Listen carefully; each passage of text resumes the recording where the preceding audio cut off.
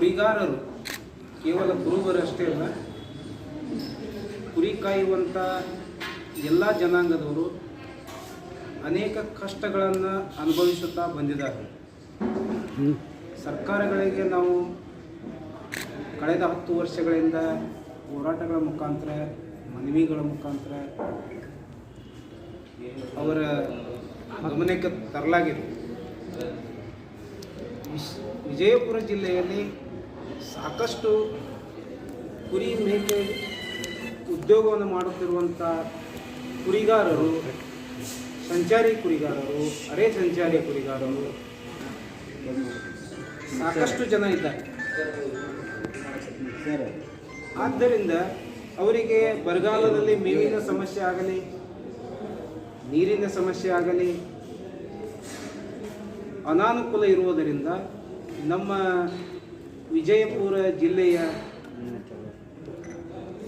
ಕುರಿಗಾರರು ಊರು ಬಿಟ್ಟು, ಜಿಲ್ಲೆಗಳನ್ನು ಬಿಟ್ಟು ಹೊರ ರಾಜ್ಯಗಳಿಗೂ ಕೂಡ ಹೋಗಿಂದ ತಮ್ಮ ಕುಟುಂಬ ಸಮೇತ, ತಮ್ಮ ಮಕ್ಕಳೊಂದಿಗೆ, ತಮ್ಮ ಪ್ರಾಣಿಗಳೊಂದಿಗೆ ಕುದುರೆಗಳ ಮುಖಾಂತರ ತಮ್ಮ ಕುಟುಂಬವನ್ನು ನಿರ್ವಹಿಸುತ್ತಾರೆ.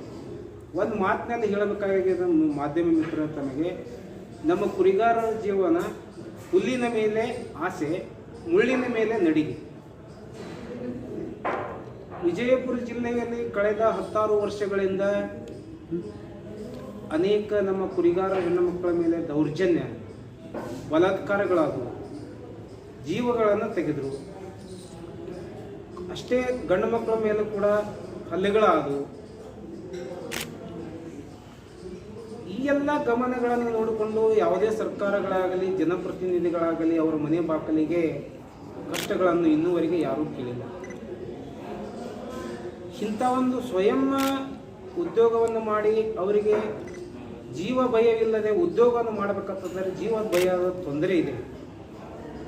ಆದ್ದರಿಂದ ಸರ್ಕಾರಗಳು ನಮ್ಮ ಸಂಚಾರಿ ಕುರಿಗಾರರಿಗೆ, ಅರೆ ಸಂಚಾರಿ ಕುರಿಗಾರರಿಗೆ ಒಂದು ರಕ್ಷಣೆಯನ್ನು ನೀಡಬೇಕಂತ ಹೇಳಿಕೆಯಿಂದ ನಾವು ತಮ್ಮ ಮುಖಾಂತರ ಸರ್ಕಾರದ ಗಮನ ಸೆಳೆಯಲು, ಈ ಗಮನ ಸೆಳೆಯಲು ಅವರೊಂದಿಗೆ ಸಂವಾದ ಮಾಡಲು ಕರ್ನಾಟಕ ರಾಜ್ಯದ ಮಹಿಳಾ ಆಯೋಗದ ಅಧ್ಯಕ್ಷರಾದಂಥ ಶ್ರೀಮತಿ ನಾಗಲಕ್ಷ್ಮಿ ಚೌಧರಿ ಮೇಡಮ್ ಅವರು ಇದೇ ದಿನಾಂಕ 24 ಸೋಮವಾರ 4 ಗಂಟೆಗೆ ವಿಜಯಪುರ ತಾಲೂಕಿನ ಪಾಂಗ್ರೋನ ದೊಡ್ಡಿಯಲ್ಲಿ ನಮ್ಮ ವಿಜಯಪುರ ಜಿಲ್ಲೆಯಲ್ಲಿರುವ ಎಲ್ಲ ಸಮಸ್ತ ಸಂಚಾರಿ ಕುರಿಗಾರರು ಅವ್ರನ್ನೆಲ್ಲ ಒಂದು ಕಡೆ ಸೇರಿಸಿ ಅವರ ಕಷ್ಟಗಳನ್ನು ಅವರ ಮುಖಾಂತರ ಸಮಕ್ಷಮ ಏನಿದೆ, ಅವರು ಕುರಿಗಾರ ಸಂಕಷ್ಟಗಳು, ಅಪಘಾತಗಳಾಗಿರ್ಬೋದು, ಕುರಿ ಕಳ್ಳತನ ಪ್ರಕರಣಗಳಾಗಿರ್ಬೋದು, ವಿಷಪೂರಿತ ಆಹಾರವನ್ನು ತಿಂದು ಕುರಿಗಳು ಸತ್ತಿದ್ದಾವೆ, ಆಮೇಲೆ ರೈಲ್ವೆ ಅಪಘಾತಗಳಾಗಿದ್ದಾವೆ, ಆನಂತರ ಹಲ್ಲೆಗಳಾಗಿದ್ದಾವೆ, ಆನಂತರ ಅವರ ಜೀವಗಳನ್ನು ತೆಗೆದಿದ್ದಾರೆ. ಇನ್ನು ಸರ್ಕಾರ ಕಾಲಕ್ಕೆ ಔಷಧೋಪಚಾರವನ್ನು ಕೊಡ್ತಾ ಇಲ್ಲ. ಅವರಿಗೆ ಬರಗಾಲದಲ್ಲಿ ಮೇವಿನ ಸಮಸ್ಯೆ ಇದೆ. ಆ ಮಣ್ಣುಗಳ, ಕುರಿ ಮೇಕೆಗಳ ಮಣ್ಣುಗಳನ್ನು ತಿಂದು ವಿವಿಧ ಥರ ರೋಗಗಳು ಬರ್ತಾ ಇದ್ದಾವೆ. ಅವಕ್ಕೆ ಸೂಕ್ತವಾದಂಥ ಒಂದು ಚಿಕಿತ್ಸೆ ಇಲ್ಲ. ಈ ಎಲ್ಲ ಸಮಸ್ಯೆಗಳು. ಇನ್ನೊಂದು ಏನಪ್ಪ ಅಂತಂದರೆ, ನಮ್ಮ ಕುರಿಗಾರರಿಗೆ ಕುರಿ ಕಾರ್ಡ್ ಕೊಡ್ತೇವೆ ಅಂತ ಹೇಳಿದ್ರಿಂದ ಕಾರ್ಡ್ಗಳನ್ನು ಗುರುತಿನ ಚೀಟಿ ಕೊಡಲಿಲ್ಲ. ಸರ್ವೆ ಮಾಡಿದ್ದಾರೆ. ವಿಜಯಪುರ ಜಿಲ್ಲೆಯಲ್ಲಿ ಸಂಚಾರಿ ಕುರಿಗಾರ ಎಷ್ಟು ಅದಾರ ಅಂತ ನಿಖರವಾದ ಮಾಹಿತಿ ಸರ್ಕಾರದಲ್ಲಿ ಇಲ್ಲ. ಸರ್ಕಾರಿ ಆಫೀಸುಗಳಿಗೆ ಕೇಳಿದ್ರೆ ನಿಖರವಾದ ಮಾಹಿತಿ ಇಲ್ಲ. ಆದ್ದರಿಂದ ನಮ್ಮ ಕುರಿಗಾರರು ಅನೇಕ ವಿವಿಧ ಕಷ್ಟಗಳಲ್ಲಿ ತೊಂದರೆಗಳನ್ನು ಅನುಭವಿಸ್ತಾರೆ. ತಮ್ಮ ಮಕ್ಕಳ ಶಿಕ್ಷಣ ವಂಚಿತವರಾಗಿದ್ದಾರೆ. ಅವರ ಮಕ್ಕಳಿಗೆ ಸರಿಯಾದ ಆರೋಗ್ಯ ರಕ್ಷಣೆ ಇಲ್ಲ. ಮೇವಿನ ಈಗಾಗಲೇ ಹೇಳಿದ್ದೀನಿ, ಪದೇ ಏನು ಹೇಳೋದಲ್ಲ. ತಮಗೆಲ್ಲರಿಗೂ ದಿನನಿತ್ಯದಲ್ಲಿ ತಾವು ನೋಡ್ತಿರ್ಬೋದು, ಈ ಒಂದಿಲ್ಲ ಒಂದು ಪತ್ರಿಕೆ ಮಾಧ್ಯಮದಲ್ಲಿ ಅವರ ಮೇಲೆ ಆಗಿರುವಂಥ ದೌರ್ಜನ್ಯಗಳು, ಅಪಘಾತಗಳು, ಮೇವಿನ ಸಮಸ್ಯೆಗಳು, ನೀರಿನ ಸಮಸ್ಯೆಗಳು, ವಿಷಪೂರಿತ ಆಹಾರವನ್ನು ತಿಂದು ಸತ್ತ ಪ್ರಕರಣಗಳು, ವಿಷಪೂರಿತ ನೀರು ಕುಡಿದ ಸತ್ತಿದ ಪ್ರಕರಣಗಳು, ಕುರಿ ಕಳ್ಳತನ ಪ್ರಕರಣಗಳು. ಸ್ಟೇಷನ್ಗೆ ಹೋದರೆ ಅವರಿಗೆ ಅನಕ್ಷರದಿಂದ ಅವರನ್ನು ಕಂಪ್ಲೇಂಟ್ ತಗೊಳ್ಳಾರ ನಿರ್ಲಕ್ಷ್ಯತನ ಮಾಡೋದು. ಹಿಂಗೆ ವಿಜಯಪುರ ಜಿಲ್ಲೆಯಲ್ಲಿ ಸುಮಾರು 200ರಿಂದ 200ವರೆ ಕುರಿಗಾರರ ಕುರಿ ಕಳ್ಳತನ ಪ್ರಕರಣಗಳಾಗಿದೆ. ಸುಮಾರು ಏನೂ ಇಲ್ಲಪ್ಪ ಅಂತಂದರೆ ಹೋದ ವರ್ಷ ಇಲ್ಲೇ ಕರಾತನ್ನೂರು ಇಟ್ಟಂಗಳ ದೊಡ್ಡಿಯಲ್ಲಿ ಅವರು ಸುಮಾರು 40 ಕುರಿಗಳನ್ನು ಮೆಕ್ಕೆಜೋಳವನ್ನು ಒಗದಕ್ಕಿಂತ ರೋಡ್ ಮೇಲೆ ವಾಹನದಲ್ಲಿ ಹಾಕೊಂಡು ಹೋದರು. ಕಂಪ್ಲೇಂಟ್ ಕೊಟ್ಟರು, ಇನ್ನೂ ತನಕ ಪೊಲೀಸರು ಅವ್ರನ್ನ ಪತ್ತೆ ಹಚ್ಚಲಿಕ್ಕೆ ತಯಾರಿಲ್ಲ ಆರೋಪಿಗಳನ್ನು. ಹಿಂಗ ನಿರ್ಲಕ್ಷ್ಯತನ ಮಾಡೋದ್ರಿಂದ ಅನೇಕ ಕುರಿಗಾರರು ಕಳ್ಳತನ ಪ್ರಕರಣಗಳಾದರೂ ಕೂಡ ಎಲ್ಲಿ ಹೋದ್ರು ಏನಪ್ಪಾ ನಮ್ದು ತಿಳ್ಕೊಂಡು ಸ್ಟೇಷನ್ಗೆ ಹೋಗಲಾರ್ದ ಕಂಪ್ಲೇಂಟ್ಗಳು ಆಗಲಾರ್ದ ನಿರ್ದೇಶನಗಳು ಭಾಳ ಇದೆ. ಇಂಥ ಎಲ್ಲ ಪ್ರಕರಣಗಳನ್ನು ಕುರಿಗಾರರ ಹೆಣ್ಣು ಮಕ್ಕಳ ಸಮಸ್ಯೆಗಳನ್ನು ಕೇಳಲಿಕ್ಕೆ ಖುದ್ದಾಗಿ ಕರ್ನಾಟಕ ಸರ್ಕಾರದ ಮಹಿಳಾ ಆಯೋಗದ ಅಧ್ಯಕ್ಷರಾದಂಥ ಡಾಕ್ಟರ್ ನಾಗಲಕ್ಷ್ಮಿ ಚೌಧರಿ ಮೇಡಮ್ ಅವರು ಅವತ್ತಿನ ಕಾರ್ಯಕ್ರಮಕ್ಕೆ ವಿಶೇಷವಾಗಿ ಕುರಿಗಾರರ ಹೆಣ್ಣು ಮಕ್ಕಳಿಗೆ ಅವತ್ತೇ ಅಲ್ಲಿ ಕುರಿಗಾರ ಗುರುತಿನ ಚೀಟಿ ಕೊಡೋದಾಗಿರಬಹುದು, ಕುರಿಗಾರ ಔಷಧ ಕೊಡೋದಾಗಿರಬಹುದು, ಕಾರ್ಮಿಕ ಕಾರ್ಡ್ಗಳನ್ನು ಮಾಡಿಸ್ಕೊಳ್ಬಹುದಾಗಿರೋದು, ಇದು ಕುರಿಗಾರರ ಮಕ್ಕಳಿಗೆ ಹಾಸ್ಟೆಲ್ ಸೇರಿಸುವುದಾಗಿರಬಹುದು, ಅನೇಕ ಸಮಸ್ಯೆಗಳನ್ನು ಅಲ್ಲಿ ಖುದ್ದಾಗಿ ಬಂದು ತಮ್ಮ ಎಲ್ಲ ಸರ್ಕಾರಿ ಅಧಿಕಾರಿಗಳೊಂದಿಗೆ ತಾವು ಸಂವಾದ ಕಾರ್ಯಕ್ರಮದಲ್ಲಿ ಪಾಲ್ಗೊಳ್ಳಲಿದ್ದಾರೆ. ಅದಕ್ಕಾಗಿ ತಾವೆಲ್ಲರೂ ಇನ್ನೂ ಒಂದು ಮುಖ್ಯವಾದ ವಿಷಯ, ವಿಜಯಪುರ ಜಿಲ್ಲೆಯಲ್ಲಿ ಸಾಕಷ್ಟು ಗೋಮಾಳ ಪ್ರದೇಶ ಇದೆ, ಹುಲ್ಲುಗಾವಲು ಪ್ರದೇಶ ಇದೆ, ಗೌಂಡಾಣ ಪ್ರದೇಶಗಳಿದೆ. ಪ್ರಭಾವ ವ್ಯಕ್ತಿಗಳು, ಅನೇಕ ಸಂಘ ಸಂಸ್ಥೆಯವರು, ಅನೇಕ ವ್ಯಕ್ತಿಗಳು ಅವುಗಳನ್ನು ಅಕ್ರಮವಾಗಿ ಮಾಡಿಕೊಂಡು ಅದೇ ಅಕ್ರಮ ಜಮೀನಿನಲ್ಲಿ ಹುರುಳಿ ಮೂಕಣಿಂಗ ಸ್ವಲ್ಪ ಪ್ರಮಾಣದಲ್ಲಿ ಬರುವಂಥ ಬೆಳೆಗಳನ್ನು ಬಿತ್ತಿ ನಮ್ಮ ಕುರಿಗಾರಿಗೆ ಮಾರಾಟವನ್ನು ಮಾಡುವ 10-20 ಸಾವಿರ ರೂಪಾಯಿ ಮಾರಾಟವನ್ನು ಮಾಡಿಕೊಂಡು ಅವರಿಗೆ ಇದು ಮಾಡೋದು, ಇಂಥ ಪ್ರಕರಣಗಳು ಭಾಳ. ಅದಕ್ಕಿಂತ ಮಾನ್ಯ ಕರ್ನಾಟಕ ರಾಜ್ಯದ ನಮ್ಮ ಎಲ್ಲ ಅಧಿಕಾರಿಗಳಲ್ಲಿ ಇವೆಲ್ಲ ಗಮನಕ್ಕೆ ತರಬೇಕಾಗಿದೆ. ಅದರ ಸಲುವಾಗಿ ತಮ್ಮ ಮುಖಾಂತರ ನಮ್ಮ ಕುರುಬರ ಸಮಸ್ಯೆಗಳನ್ನು ಸುಮಾರು ಅರೆಯ ಸಂಚಾರಿ ಕುರುಬರ ಊರುಗಳು, ಗ್ರಾಮಗಳು, ಊರಲ್ಲಿರುವಂಥ ಕುರುಬರ ಸಮಸ್ಯೆ ಒಂದು ಸ್ವಲ್ಪ ಇದ್ದರೂ ಕೂಡ ಅರೆ ಸಂಚಾರಿ ಕುರಿಗಾರರು ಅವರು ಸುಮಾರು ಒಂದು ವಿಜಯಪುರ ಜಿಲ್ಲೆಯಲ್ಲಿ ಹೆಚ್ಚು ವಿಜಯಪುರ ತಾಲೂಕದಲ್ಲಿ ಇದ್ದಾವೆ. ಜಿಲ್ಲೆಯಲ್ಲಿ ಕೂಡ ಇವು 40 ಕುರುಬರ ದೊಡ್ಡಿಗಳಿದ್ದಾವೆ, ಸಂಚಾರಿ ಕುರಿಗಾರರು. ಊರನ್ ಕುರಿಗಾರರು ಸಂಚಾರಿ ಕುರಿಗಾರರೇ, ಆದ್ರೆ ಹೆಚ್ಚು ಬಹುಪಾಲು ಸಂಚಾರ ಮಾಡುತ್ತಾ ಹೋಗುವವರು ದೊಡ್ಡಿ ಕುರುಬರು. ಇಂಥವೆಲ್ಲ ಸಮಸ್ಯೆಗಳನ್ನು ಅವರಿಗೆ ಸಂಘಟನೆ ಆಗಲಿಕ್ಕೆ ಟೈಮ್ ಇಲ್ಲ. ಇವೆಲ್ಲ ನಾವು 16 ವರ್ಷಗಳಿಂದ ನಾವೆಲ್ಲ ಮಾಡ್ಕೊಂಡು ಬಂದೆವು. ಕೆಲವರು ಮಾಧ್ಯಮ ಮಿತ್ರರಿಗೆ ನಾವು ಹೋರಾಟ ಮಾಡಿದ್ದು ಗೊತ್ತೂ ಇರಬಹುದು. ತಾವೆಲ್ಲರೂ ದಯವಿಟ್ಟು ನಮ್ಮ ಕುರಿಗಾರ ಸಮಸ್ಯೆಗಳನ್ನು ತಾವೆಲ್ಲರೂ ಸರ್ಕಾರಕ್ಕೆ ಗಮನದಲ್ಲಿ ತರಬೇಕಂತ ಹೇಳಕ್ಕಿಂತ ಇವತ್ತು ನೀವು ಪತ್ರಿಕಾಗೋಷ್ಠಿ ನಮ್ಮೆಲ್ಲರಿಗೆ ಧನ್ಯವಾದಗಳು. ಈಗ ನಮ್ಮ ಮಾಡಿದ್ವಿ ಕೇವಲ ನಾವು ಅಧಿಕಾರಿಗಳಿಗೆ ಮಾತ್ರ ಅಧ್ಯಕ್ಷರಿಗೆ ನಮಸ್ಕಾರ. ಎಲ್ಲರಿಗೂ ಶುಭ ಮಧ್ಯಾಹ್ನ. ನಾನು ಸತೀಶ್ ಕುಮಾರ್ ಅಡಿವಿ ಅಂತೇಳಿ ಜಿಲ್ಲಾ KDP ಸದಸ್ಯರು. ಈ ಒಂದು ಕುರಿಗಾರರ ಕಷ್ಟಗಳ ಸಲುವಾಗಿ 2002-3ರಲ್ಲಿ ಇದೇ ನಮ್ಮ ಜಿಲ್ಲಾ ಅಧ್ಯಕ್ಷರು ಬೀರಪ್ಪಣ್ಣ, ನಾವು ಎಂಕಂಚೇಶ್ವರಿ ಎಲ್ಲರೂ ಕೂಡಿ ಸಿದ್ದರಾಮಯ್ಯರಿಗೂ 2003ರಲ್ಲಿ ಅರ್ಜಿ ಕೊಟ್ಟಿದ್ದವು ಬೇಡಿಕೆಗಳ ಬಗ್ಗೆ. ಈ ಹಿಂದಿನ ಅವಧಿಯಲ್ಲಿ ಅಂದರೆ ಸಿದ್ದರಾಮಯ್ಯವರು 1 ವರ್ಷ ಮುಂಚೆ ಏನದ ಕುರಿಗಾರರ ರಕ್ಷಣೆ ಸಲುವಾಗಿ ಬಂದೂಕು ಮತ್ತು ಪಿಸ್ತೂಲ್ ಲೈಸೆನ್ಸ್ ಸಲುವಾಗಿ ಆದೇಶ ಮಾಡಿದ್ದಾರೆ. ಇವತ್ತಿನವರೆಗೂ ಅಧಿಕಾರಿಗಳು ಅದು ಸೂಕ್ತ ಕ್ರಮ ಕೈಗೊಂಡಿಲ್ಲ. ಅದರ ಜೊತೆ ಪ್ರತಿಯೊಂದು ಮುರಾರ್ಜಿ ಸ್ಕೂಲಲ್ಲಿ,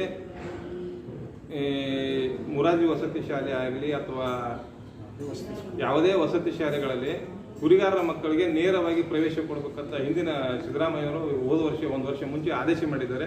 ಬಟ್ ಇವತ್ತಿನ ತನಕ ಆ ಜಿಲ್ಲಾ ಸಮಾಜ ಕಲ್ಯಾಣ ಅಧಿಕಾರಿಗಳಾಗಲಿ ಅಥವಾ ಹಿಂದುಳಿದ ವರ್ಗ ಅಧಿಕಾರಿಗಳಾಗಲಿ ಅಲ್ಪಸಂಖ್ಯಾತರ ಅಧಿಕಾರಿಗಳಲ್ಲಿ ಯಾವುದೇ ಮುರಾರ್ಜಿ ಸ್ಕೂಲ್ ವಸತಿಯಲ್ಲಿ ಪ್ರವೇಶ ನೀಡ್ತಾ ಇಲ್ಲ. ಕುರಿಗಾರ ಮಕ್ಕಳಿಗೆ ನೇರವಾಗಿ ಯಾವುದೇ ಪ್ರವೇಶ ಪರೀಕ್ಷೆ ಇರದೆ ನೇರವಾಗಿ ಅವಕಾಶ ಕೊಡಬೇಕಂತ ಒಂದು ಆದೇಶ ಮಾಡಿದ್ದಾರೆ. ಆದರೆ ಇವತ್ತಿನವರೆಗೂ ಯಾವುದೇ ಜಿಲ್ಲಾ ಅಧಿಕಾರಿಗಳು ಆ ಆದೇಶವನ್ನು ಇವತ್ತಿನವರೆಗೂ ಪಾಲಿಸ್ತಾ ಇಲ್ಲ. ಇದರಿಂದ ಕುರಿಗಾರರ ಮಕ್ಕಳಿಗೆ ಶಿಕ್ಷಣ ವಂಚಿತರಾಗ್ತಾ ಇದ್ದಾರೆ. ಯಾಕಂದ್ರೆ ಕುರಿಗಾರರು ಒಂದು ದೊಡ್ಡಿಯಲ್ಲಿ ಇರ್ತಾರೆ, ಅವರು ತಂದೆ ತಾಯಿ ಎಲ್ಲೋ ಕುರಿ ಕಾಯ್ಕೋತ ಹೋಗಿರ್ತಾರೆ. ಅವ್ರ ಮಕ್ಕಳು ಶಿಕ್ಷಣ ಇಲ್ಲಿ ಇದ್ದು ಶಿಕ್ಷಣ ಕಲಿಯೋದಾಗಲ್ಲ. ವಸತಿ ಶಾಲೆಯಲ್ಲಿ ಇದ್ದರೆ ಅವರು ತಂದೆ ತಾಯಿ ವಾಪಸ್ ಬರುವವರೆಗೂ ಆ ಶಾಲೆಯಲ್ಲಿ ಇರತಕ್ಕಂಥ ಒಂದು ಅವಕಾಶ ಇತ್ತು. ಅಂಥ ಅವಕಾಶವನ್ನು ಸಂಬಂಧಪಟ್ಟ ಅಧಿಕಾರಿಗಳು ಕುರಿಗಾರರ ಮಕ್ಕಳಿಂದ ಕಿತ್ಕೊಳ್ತಾ ಇದ್ದಾರೆ. ಇದಕ್ಕೆ ನಮ್ಮ ಒಂದು ಈ ನಾಗಲಕ್ಷ್ಮಿ ಮೇಡಮ್ ಅವರು ಬಂದಾಗ ಈ ವಿಷಯ ನಾವು ಅಲ್ಲಿ ಪ್ರಸ್ತಾವನೆ ಮಾಡ್ತೇವೆ. ಅದ್ರ ಜೊತೆ ಇವತ್ತಿನವರೆಗೂ ವಿಜಯಪುರ ಜಿಲ್ಲೆಯಲ್ಲಿ ಸಂಚಾರ ಕುರಿಗಾರರು ಅಂತೇಳಿ ಯಾರೂ ಇಲ್ಲ ಅಂತೇಳಿ ಅಧಿಕಾರಿಗಳು ಹೇಳ್ತಾರೆ. ಸುಮಾರು 38 ಕುರಿ ದೊಡ್ಡಿ ಇದ್ದರು. ಇವತ್ತಿನವರು ಸಂಚಾರ ಕುರಿಗಾರರೇ ಇಲ್ಲ ಅಂತೇಳಿ ಅವರು ಒಂದು ತಮ್ಮ ಅಂಕಿ ಸಂಖ್ಯೆ ಇಲಾಖೆಯಲ್ಲಿ ತೋರಿಸ್ತಾರೆ. ಸುಮಾರು ಎಷ್ಟೋ ಜನ ಕುರಿ ಇದ್ದೇವೆ, ಕುರಿಗಾರರ ದೊಡ್ಡಿನೇ ಇದೆ, ಇದ್ರೂ ಅವ್ರು ಸರಿಯಾಗಿ ಮಾಹಿತಿ ಕೊಟ್ಟಿಲ್ಲ. ಸರಿಯಾದ ರೀತಿಯಿಂದ ಪಶು ಇಲಾಖೆಯಿಂದ ಸರ್ವೇನೇ ಮಾಡಿಲ್ಲ. ಹೀಗೆ ಹಲವಾರು ಸಮಸ್ಯೆಗಳು ಇರೋದ್ರಿಂದ ನಾವು ಯಾರ ಹತ್ರ ಕೇಳಬೇಕು ಅನ್ನೋದೇ ಒಂದು ಕುರಿಗಾರರಿಗೆ ಅಲ್ಲಿಗೆ ಹೋಗಿ ಕೇಳೋದು ಇದು ಆಗಿಲ್ಲ.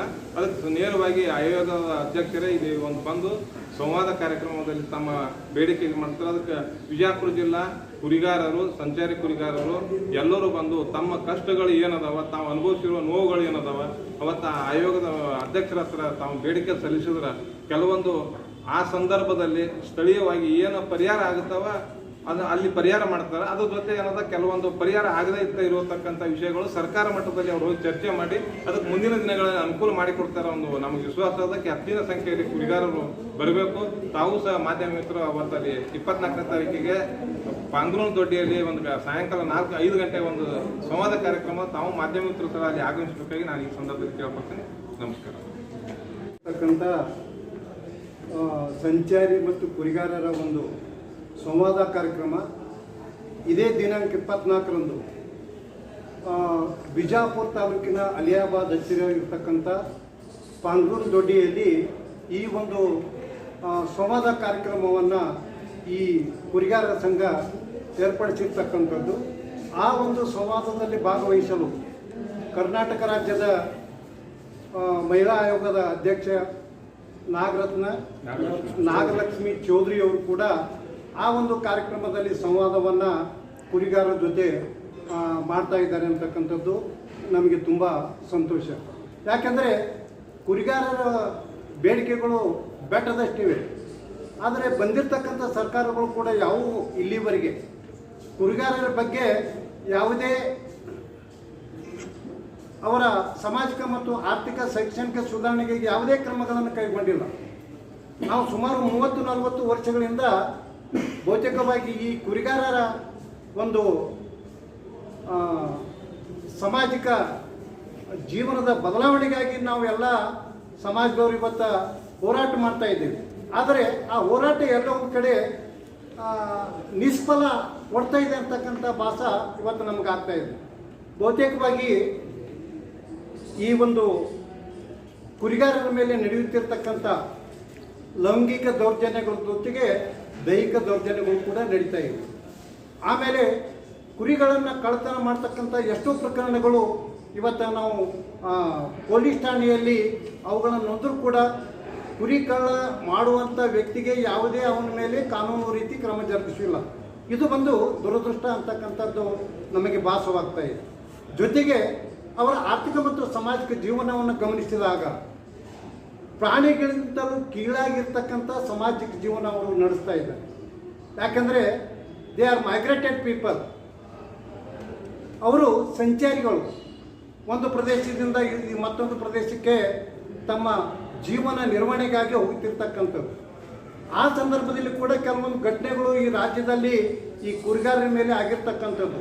ಯಾದಗಿರಿ ಜಿಲ್ಲೆಯಲ್ಲಿ ಆಗಲಿ ಅಥವಾ ಈ ಕಡೆ ಹಾವೇರಿ ಜಿಲ್ಲೆಯಲ್ಲಿ ಆಗಲಿ ಇನ್ನೂ ಬಹುತೇಕ ಜಿಲ್ಲೆಗಳಲ್ಲಿ ಕೂಡ ಈ ಕುರಿಗಾರರ ಮೇಲೆ ದೌರ್ಜನ್ಯಗಳು, ಲೈಂಗಿಕ ದೌರ್ಜನ್ಯಗಳು ಕೂಡ ಆಗಿರ್ತಕ್ಕಂಥದ್ದು.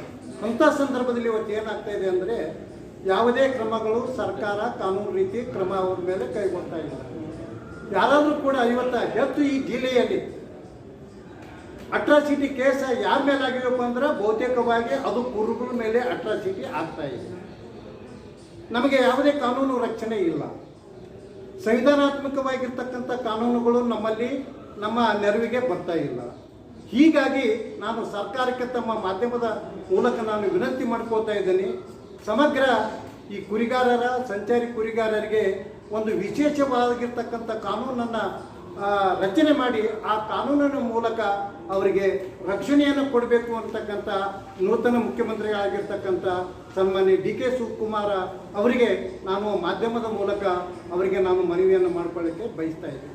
ನನ್ನ ಕೆಲವೊಂದು ವಿಚಾರಗಳು ಏನಿವೆಯಪ್ಪ ಅಂದ್ರೆ ಇಲ್ಲಿ ಕುರಿಗಾರರಿಗೆ ವಿಶೇಷವಾಗಿ ಅವರ ಶೈಕ್ಷಣಿಕ ಚಟುವಟಿಕೆಗಳು ಕೂಡ ತುಂಬ ಲೋ ಆಗಿರ್ತಕ್ಕಂಥದ್ದು. ನನ್ನ ವಿನಂತಿ ಏನೆಂದರೆ ಪ್ರತಿಯೊಂದು ಕುರಿಗಾರರ ದಡ್ಡಿಯಲ್ಲಿ, ಹಟ್ಟಿಯಲ್ಲಿ ಅವುಗಳನ್ನು ಕಂದಾಯ ಗ್ರಾಮ ಅಂತೇಳಿ ಪರಿವರ್ತನೆ ಮಾಡಬೇಕು.